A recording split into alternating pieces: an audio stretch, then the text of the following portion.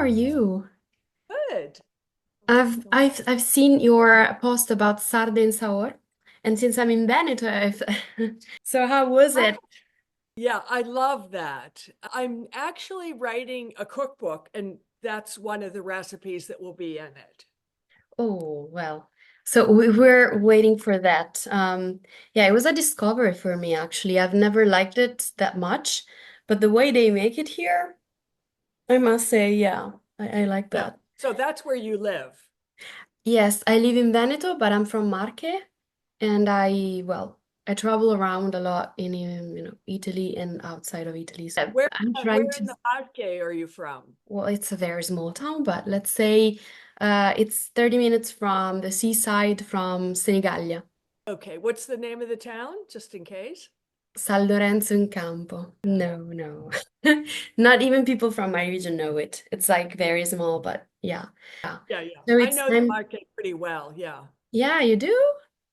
Well, I mean, I've lived here for 40 Yeah, you're years. right, actually, yes. And we have a lot of friends there. I'm a podcaster, so I talk to Yeah. lots of people from everywhere. So I've seen So your lovely post about you and your and then Maurizio. That was very yeah, sweet. So yeah. where are you living right now? Rome, but just north of Rome. But I mean, really only in the countryside because I can see St. Peter's Dome from our Uh-huh, property. okay. So it's like there's like an extended metro that goes right into the center. So, we take that all the time and yeah. Okay, all right. So, well, thank you again for, giving us this time. And well, let's start from the beginning because I've been studying your profile, but our audience probably has not yet. So tell us a bit more about you and how did Flavor of Italy start? How did you end up with Maurizio here in Italy also? We like Um, love stories. I mean, I think that's also on my Instagram profile. I've got or my website profile rather. Yes, But yeah. I was an international banker. I moved here for that. I opened an office for an American bank here in Rome. And I met my husband even before through Uh-huh. Okay. friends when I was traveling here on business trips. So I did that, and then we have one daughter and two little grandkids. Mm-hmm. But when our daughter was born, there were lots of modern things. Like, how old are you? And 28. Okay, so you're slightly younger than my daughter. And back then, you couldn't find, you'd be surprised the things you could not find. Like baby bottles were all Oh, glass yes. baby bottles, nothing decorative, nothing kind of modern and convenient. So I introduced all those things with my baby products company. My name's Wendy, so the name of my company was Peter Pan International. Ah, well, that's So I marketing. I had like designed baby bottles and had them produced in Thailand and brought them here and imported other things. And so I did that. And then I started getting, I've always loved food. I mean, I started cooking, like baking pane lievitato when I was 7 or 8 by Mm, myself because wow. my mother wasn't interested. I just learned how to do it. I had a garden when I was that age. I've just always loved food. So, You had a uh, garden? I can't even keep my, plants alive. yeah, yeah, I had a vegetable garden. And though my daughter is completely different. I mean, I remember when I was gardening here and she just sort of looked at it and said, when I grow up, I won't be doing this. So that's that. And then started like taking people, tourists to see all our production facilities and different things that I loved here. And people said, oh, you should do like add food to it. So I started doing the cooking and it just kind of went on and on and on. And I've always loved audio. I've always wanted to be a podcaster. I should have started even 3 years earlier than I did, but I was sort of shy about it. And I I hadn't really found my voice. Uh, Mm-hmm. but now it's like uh, comes natural. I mean, I'm almost at 250 episodes. Wow. So that's my main thing. I have a Substack newsletter, and then I'm writing this cookbook.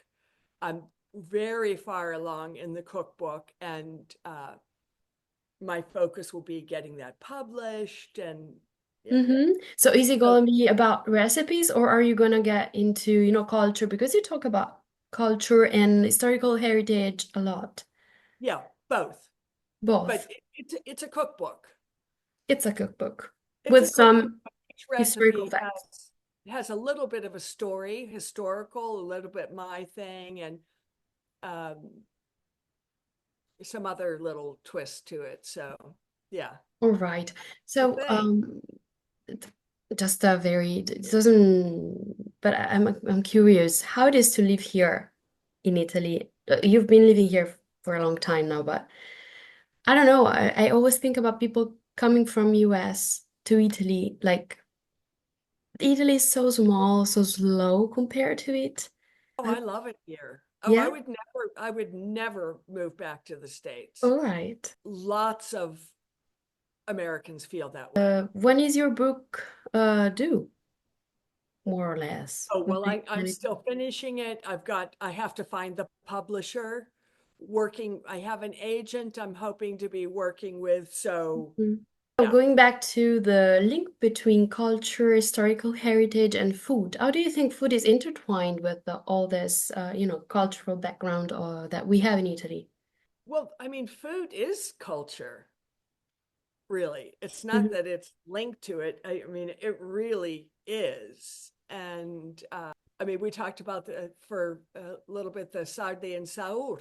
That's a very cultural thing. I mean, it's the fishermen would. I mean, that's a hundreds of years old recipe, and before refrigeration. And so fishermen would get these sardines, and they made the sweet and sour sauce as a way to preserve the fish. So, and it would stay like for days on that sweet and sour sauce. So, I mean, that's like culture and geography and history and food all tied in together. Mm-hmm. So from a problem, they found a solution, and now it became a dish that, it's normally eaten, but I didn't Yeah. even know about that. Speaking with the Ines Di Lelio, which is the granddaughter of the real Alfredo, the restaurant that you have in Rome, which is about the origins of fettuccine Alfredo.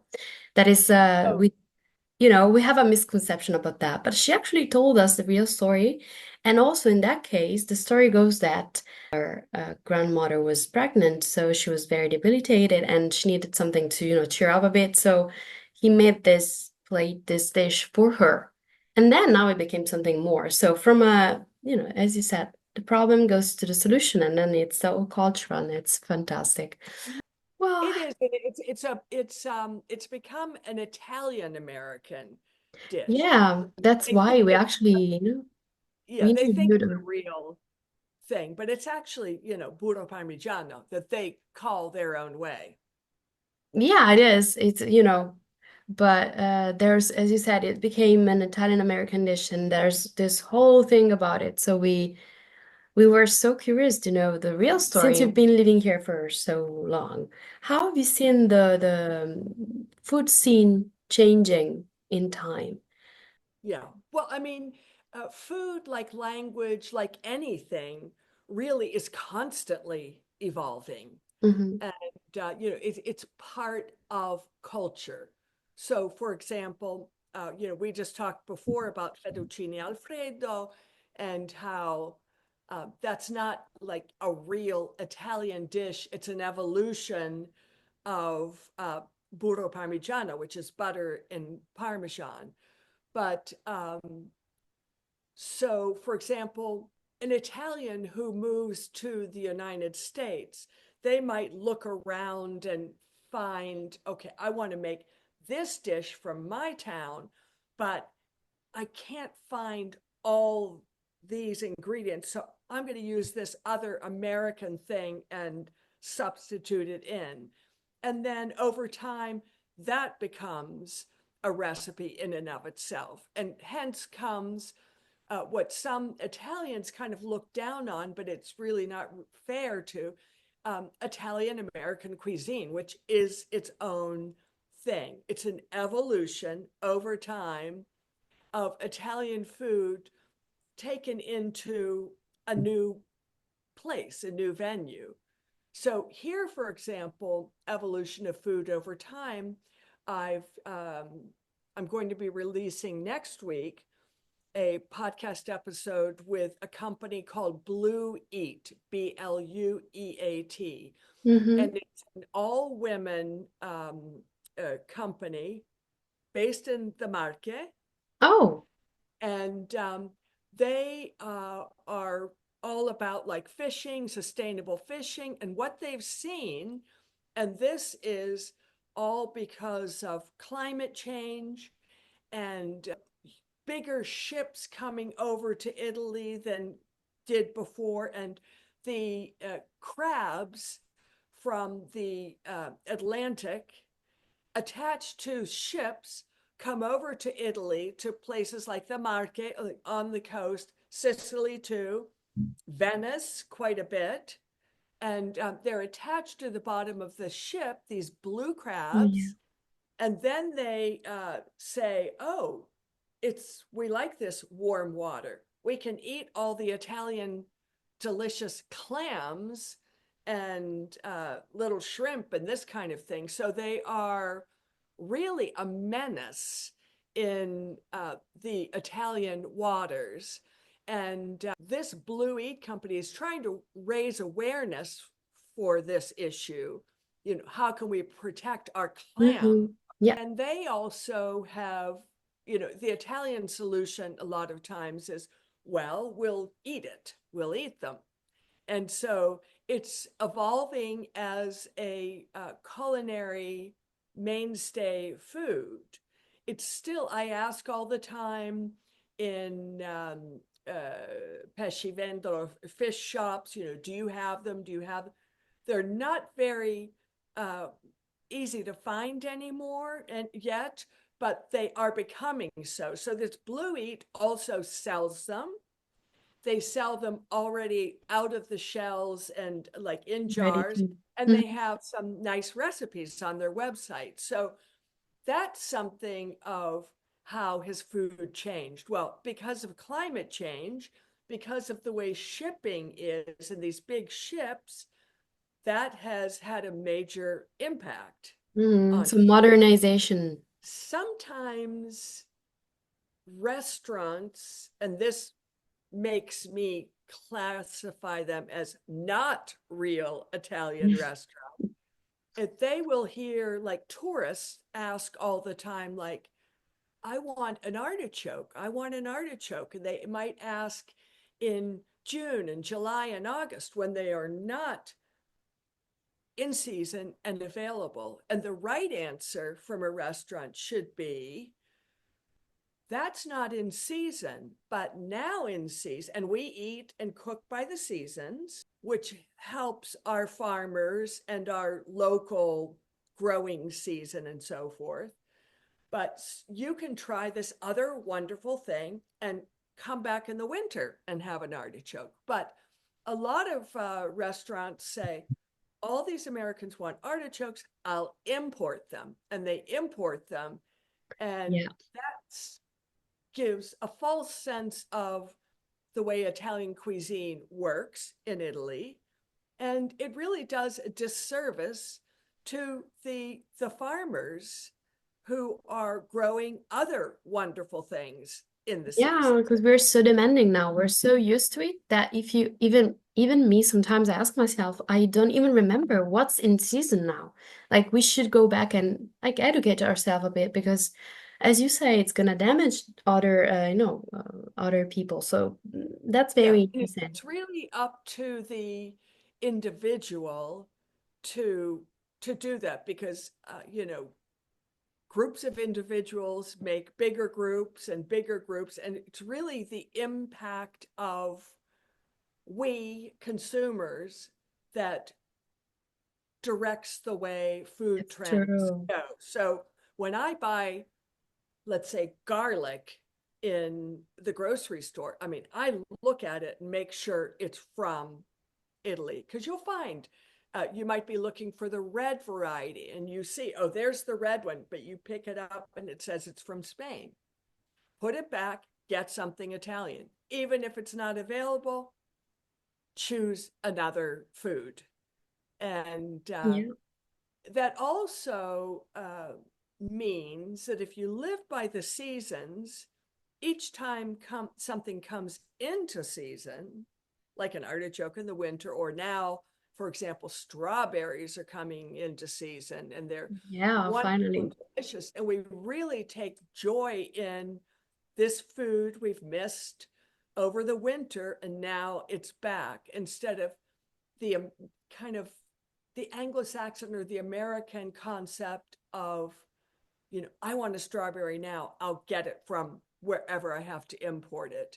It's really not the essence of Italian tradition and cuisine. Not that recipes themselves can't evolve. So caponata, which is another sweet and sour Italian dish, traditionally made in Sicily with eggplant, but Oh, our yes. I way like to that a do, lot. and in Sicily, they do it with eggplant. It has olives, it might have capers. So, there's a little bit of variety there, basil, but it does have that sweet and sour component, which makes it possible to jar it and really keep it even for years. But now chefs and home cooks are getting more creative and they're making it with other things. Okay, why can't we make it, let's say, with some varieties of a mantovana pumpkin and add some pine nuts and um, other elements, and still that sweet and sour. So, there is some um, creativity that's changing some of the historical recipes, but it's constantly evolving. So, if I had to ask, would you think that Italian food is misrepresented in the US? Your conception would be no, but maybe it's just evolving. No, but well, let's put it this way. Um, Americans think that Italian American recipes are Italian. There's a stuffed pasta that they make in the States that's shells. So they're like conchiglie di pasta, big shells, stuffed with, they're like this size, stuffed with like lots of ricotta and everything. So that's not something that we really do in Usually, Italy yeah. at all. I mean, it's comes originally conceptually from Italian food, but it's taking it in a place that no longer is what we do culturally, food wise in Italy. Hmm. So, but people in the United States think, oh, well, Italians, they all eat that. I was watching um, the show Heredità, which is a Yeah. road. I love that show. Um, Last night, and they have this thing like true or false, or Yeah. something Yeah. like that. And it was Lady Gaga says that she just loves to make the Italian favorite pasta recipe of pasta with fennel. All the Italians looked at each other, what? And they all said to each other, do you ever make pasta with fennel? No, no. So, she has this idea for whatever reason that is Italian. Italian. It isn't. So, in that sense, it's misrepresented that there are some things I think when Americans get over here for a trip, they find a whole different kind of cuisine. As we And probably do. they love it. Yeah, like we probably do the same thing. I imagine like sushi is a big thing now, but if you actually go there and eat the real sushi, maybe it's not even, the taste, it's not same. And So, Well, yeah, like Mexican food or Chinese food, yes, what it actually is in the country itself, and maybe regional variations on that within these yes. countries. Yeah, it's different. It So, is, it of course. is. Hmm. And thinking about what you were saying before, about eating seasonal food, we are actually even trying to do that in Italy because we started with restaurants abroad with this idea that in Italy restaurants are all Italian, but it's not true. And we are going over to try to, like find out which restaurants are actually trying to make traditional Italian dishes the way they are and with seasonal food and are respecting this, seasonal concept. Many don't because it's hard now. So it's easier to, just, Well, but buy what people. it really isn't hard because Italy is blessed with sunshine and great growing climate throughout the entire country. Great you have mountains, you have lakes, you Yeah. have seaside, you have volcanoes, you have all kinds of things that impact what's happening um, in each little micro area of Italy. But it's not like Alaska, where you will never see an orange. You'll never be able to grow so many things, or lots of places in the United States or even England. So um, it's very easy to cook seasonally all year round. Very easy. And there really isn't an excuse not to. And we've got olive oil. We have always fresh produce in rotation throughout the year. We Hmm. have seafood and we have, sheep and other animals. So, So what what's else? the reason why, we don't? Not all of us. Because Yeah, I mean, there is no reason. And anyone who says it's becoming more difficult, it really isn't. That's kind of an excuse speaking to, about your journey through blogging, podcasting, what was the biggest challenge? I mean, for example, something you had to learn that you didn't know before and that, was hard to learn. And what was your most successful moment? Like you felt satisfied. Okay, I did it. I'm satisfied with this. well, gosh, I think that in life, if you keep yourself active and curious and engaged, your life is just a constant flow of that kind of experience. Hmm. So, with Yeah. the cookbook that I'm writing, I have a team of um, 4 women who come here, and I'll just show you. I've got a very big kitchen. I'll turn this around Wow. so you Yeah, it is big. we are a team of 4 women, as I say, and we have this test kitchen, and we test every single recipe I've created because I do that kind of thing all the time. So I might assume everyone understands certain things. When you make something, it might come out a little bit differently. So, when you make something, it might come out a little bit differently. So we try all these things and we make these annotations and stuff. And so the sarde and saur, let's go back to that because we've talked about that. And again, just for anyone who will read this when you do the transcription, it's whole sardines where you've removed the scales, the bones, but you keep the fish intact and you dust them lightly in flour and fry them whole. Set them aside. And then you saute thinly sliced white onions, mountains of them, really. What seems to be, and what the people doing my little test kitchen thought were too many, really. Hmm. But then they realized, no, not at all. So we cook all those till they're very tender, and the white ones really are the best in some olive oil. And then you add the sweet and sour sauce. So it's white wine vinegar, some sugar, and you cook that. We toast some pine nuts, and then you layer them in a dish or a jar or whatever, and you put them in the fridge so that the flavor really amalgamates. And well, we ate them right then, and then I had some of them later on.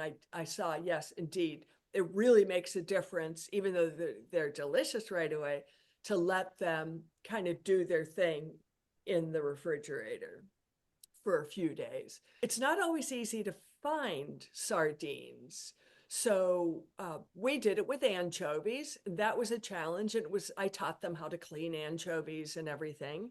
And that was great to have actually made this dish. I've eaten so much in Venice and some Rome restaurants, and to do it with another fish and have this great thing. Language is always, even when I watch this Heredità, I watch it a lot. I mean, it's kind of around dinner, so it's a Yes. thing, and it's on every day.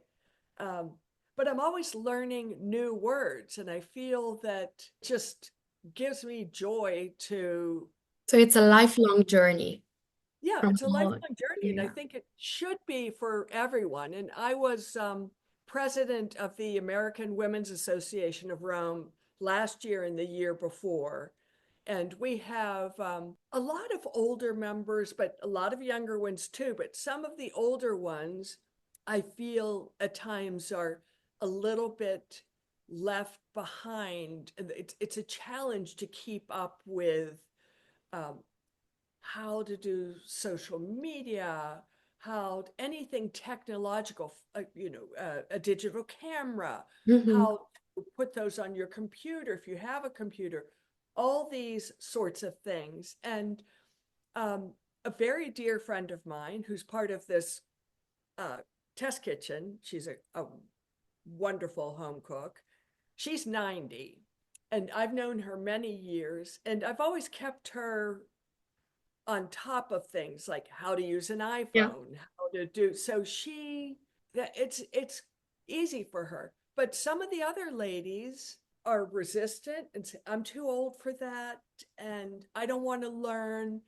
And when you say that, you really start to make yourself old.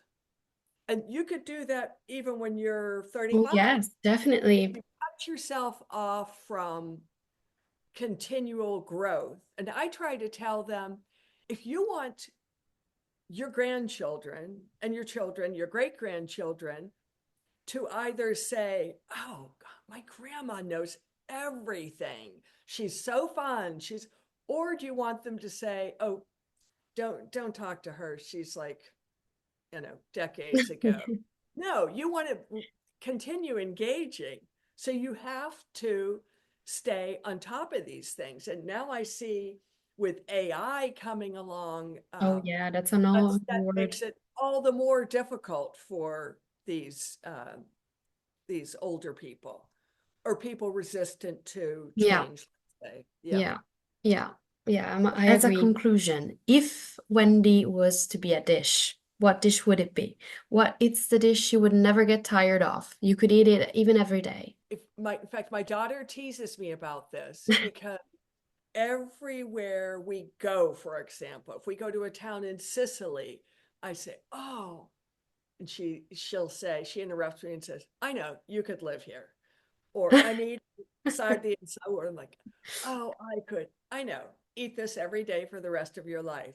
So I sort of feel like it is the thing that I am enjoying in the moment. But I do love, let's say, as a dish I could probably eat the rest of my life, pasta carbonara Oh, yes. for one. And something simple like a pesce bollito with a mayonnaise fresco, with a homemade mayonnaise and a steamed or a boiled fish. Hmm. Uh, Something simple like Simple. that, I think. Yeah. But, I love food so much that I'm really there Yes. fully in love. Everything, yeah. Everything makes you enthusiastic about it. Yes, Yeah. yes. I agree Exactly. with the simple dish idea. Me too. It was a pleasure meeting you, and thank you again for participating in this interview. It's gonna be great for, letting people know more about you and this culture of food. And we said a lot of interesting things. So Yeah. I'm looking forward to see you again.